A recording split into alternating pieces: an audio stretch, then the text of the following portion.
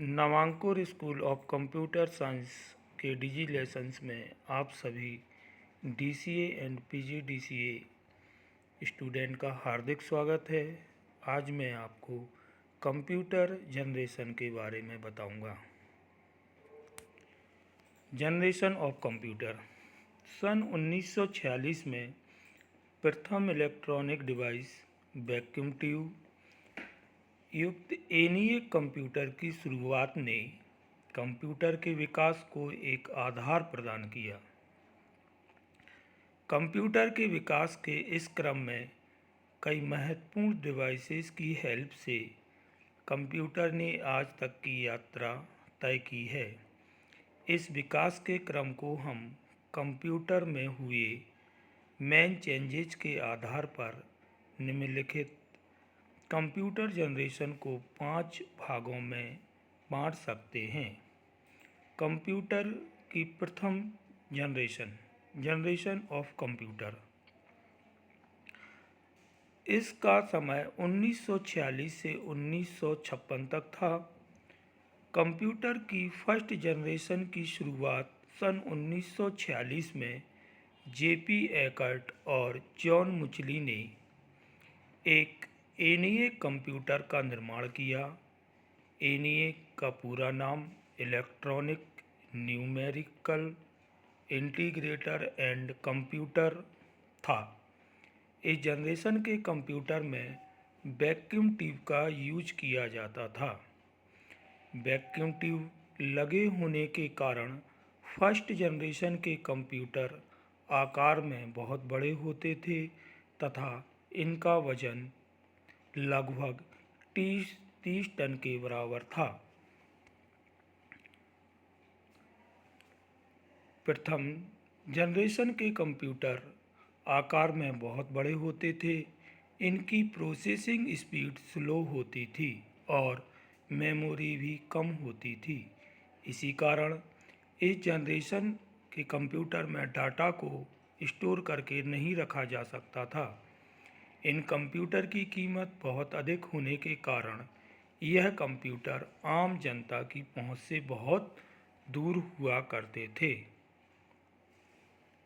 First generation के computer के निम्नलिखित लक्षण थे।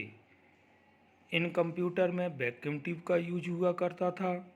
पंच कार्ड पर आधारित होते थे। डाटा को टाइप करने के लिए पंच कार्ड का यूज किया जाता था। स्टोरेज के लिए मैग्नेटिक ड्रम का यूज होता था। बहुत ही नाजुक और कम विश्वसनीय थे। कंप्यूटर के रखरखाव के लिए एयर कंडीशनर का यूज किया जाता था और कंप्यूटर में मशीन तथा असेंबली लैंग्वेज में प्रोग्रामिंग लिखी जाती थी। सेकंड जनरेशन और कंप्यूटर 1956 से 1964 तक इस जनरेशन की पीढ़ी रही। फर्स्ट जनरेशन के बाद कंप्यूटर की सेकंड जनरेशन की शुरुआत हुई। सेकंड जनरेशन के कंप्यूटर में वैक्यूम ट्यूब के स्थान पर ट्रांजिस्टर का यूज किया जाने लगा। ट्रांजिस्टर का आविष्कार विलियम शॉकली ने किया था। सेकंड जनरेशन के कंप्यूटर में अधिक सुधार हुए और फर्स्ट जनरेशन के आकार में छोटे होते गए। सेकंड जनरेशन के कंप्यूटर के निम्नलिखित लक्षण थे। वैक्यूम ट्यूब के स्थान पर ट्रांजिस्टर का यूज किया जाने लगा। कंप्यूटर का आकार फर्स्ट जनरेशन से छोटा और ऊर्जा की कम खपत वाले होते थे। अधिक कैपेसिटी और विश्वसनीय थे। फर्स्ट जनरेशन की अपेक्षा सेकंड जनरेशन के कंप्यूटर में कम खर्च आता था। इस जनरेशन में कोबोल और फोर्ट्रॉन जैसी हाई लेवल लैंग्वेज का विकास हुआ। फोर्ट्रॉन और कोबोल साइंस और अकाउंटिंग वर्क के लिए यूज की जाने वाली लैंग्वेज थी। स्टोरेज डिवाइस, प्रिंटर एवं ऑपरेटिंग सिस्टम का यूज होने लगा। थर्ड जनरेशन और कंप्यूटर। इस जनरेशन का टाइम पीरियड 1965 से 1971 के बीच रहा। इस जनरेशन के कंप्यूटर में ट्रांजिस्टर के स्थान पर आईसी अर्थात इंटीग्रेटेड सर्किट का यूज किया जाने लगा। थर्ड जनरेशन के कंप्यूटर के निम्नलिखित मुख्य लक्षण थे। ट्रांजिस्टर के स्थान पर आईसी का यूज किया जाने लगा। फर्स्ट और सेकंड जनरेशन की अपेक्षा आकार एवं वजन बहुत कम हो गया। अधिक विश्वसनीय वाले कंप्यूटर हो गए। पोर्टेबल एवं इनका रख रखाव आसान हो गया तथा अनेक हाई लेवल लैंग्वेज का यूज किया जाने लगा। Fourth generation of computer. इस जनरेशन का टाइम पीरियड 1971 से 1985 के बीच रहा। फोर्थ जनरेशन के कंप्यूटर में आईसी के स्थान पर very large scale integrated circuit का यूज किया जाने लगा। एक सर्किट इंटीग्रेटेड सर्किट से लगभग 3 लाख ट्रांजिस्टर के बराबर कार्य कर सकता था। इसे एक चिप के रूप में स्टोर किया गया जिसे माइक्रो प्रोसेसर कहा जाता है। माइक्रो प्रोसेसर यूज होने वाले कंप्यूटर को माइक्रो कंप्यूटर कहा गया। माइक्रो कंप्यूटर चिप लगी हुई कंप्यूटर को माइक्रोसॉफ्ट कंपनी ने विकसित किया था। इस कंपनी के संस्थापक बिल गेट्स थे। इसी जनरेशन में बेसिक लैंग्वेज की स्थापना हुई। माइक्रोसॉफ्ट कंपनी वर्ल्ड की सबसे बड़ी कंपनी है। इस कारण बिल गेट्स को दुनिया भर के कंप्यूटरों का स्वामी कहा जाता है। फोर्थ जनरेशन के आने से कंप्यूटर के युग में एक नई क्रांति आई। इन कंप्यूटर का आकार बहुत ही छोटा हो गया और मेमोरी बहुत अधिक बढ़ गई।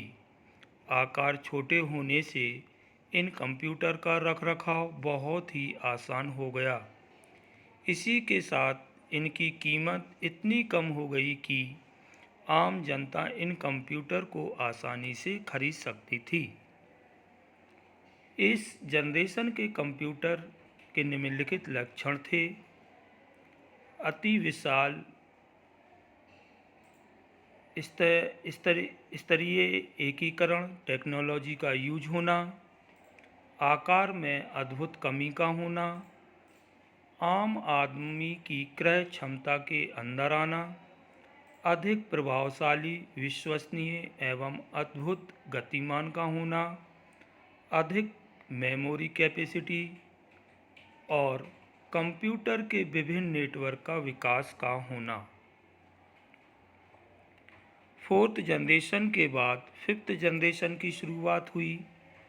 इस जनरेशन का टाइम पीरियड 1985 से वर्तमान समय तक है।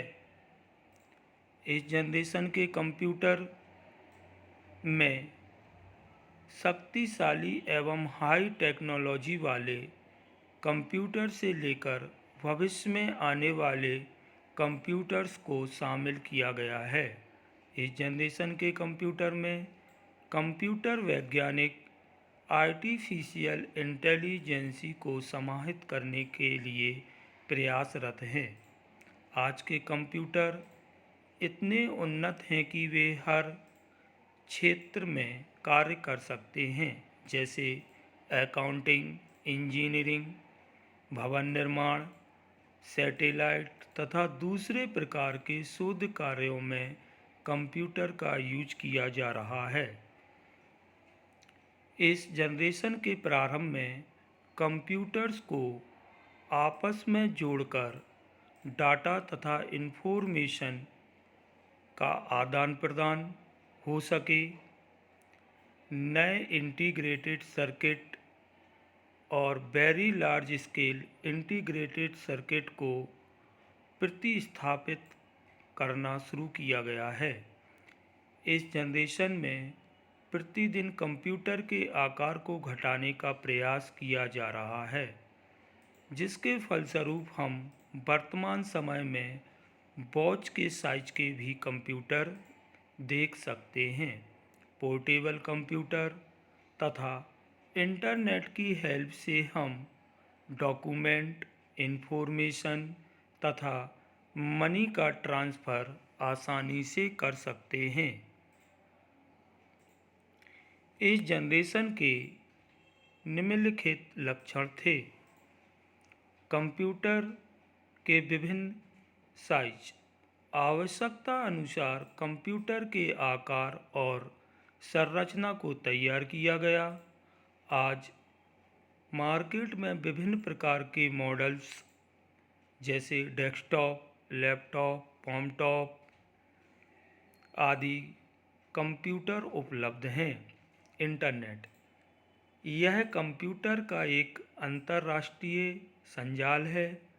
दुनिया भर के कंप्यूटर नेटवर्क इंटरनेट से जुड़े होते हैं और इस तरह हम कहीं से भी या घर बैठे अपने स्वास्थ्य, चिकित्सा, विज्ञान, कला एवं संस्कृति आदि लगभग सभी विषयों पर विविध सामग्री इंटरनेट पर प्राप्त कर सकते हैं और हम चाहें तो अपनी इन्फॉर्मेशन इंटरनेट पर भी शेयर कर सकते हैं।